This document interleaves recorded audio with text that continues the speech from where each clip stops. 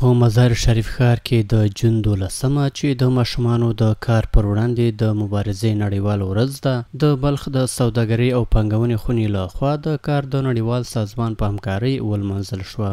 د دغې لمانځغونډې تنظیمونکو د دې پدیدې پر وړاندې په جدي مبارزې ټینګار وکړ او د پانګوالو او کورنیو رول یې د یادې مبارزې په بریا کې خورا مهم وباله.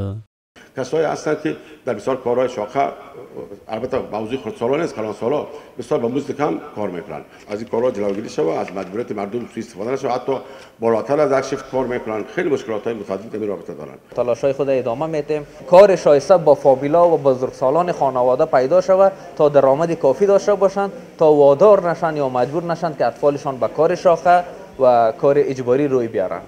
ورته مهال په بلخ ولایت کې اماراتي مسؤلین وایي چې د اسلامي امارت له بیا واکمنۍ وروسته د بې سرپرسته او کارکوونکو ماشومانو د ساتنې او ملاتړ لپاره بیلابیل کمیسیونونه جوړ شوي دي. د کار او ټولنیزو چارو ریاست د ورکړل شوو شمیرو پر بنسټ په تیر یو کال کې له 6,000 څخه زیات ماشومان د بلخ له سړکونو راټول او د یاد ریاست له خدمتونو برخمن شوي دي.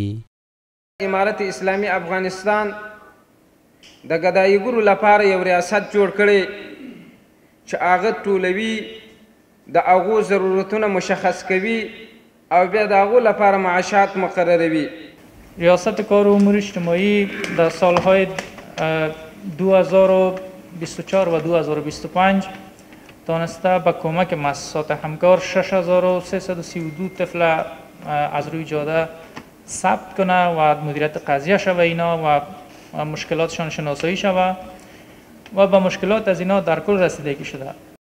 د ماشومانو کار یوه پراخه نړیواله او د اندېښنې وړ پدیده ده چې په 2021 کال کې د کار نړیوال سازمان او د یونیسف ادارې د وروستي راپور له مخې په ټول هیواد کې د کارکوونکو ماشومانو شمیر له 1 میلیون څخه زیات و چې له دې شمیرې څخه څه باندې 14,000 یوازې په بلخ ولایت کې و.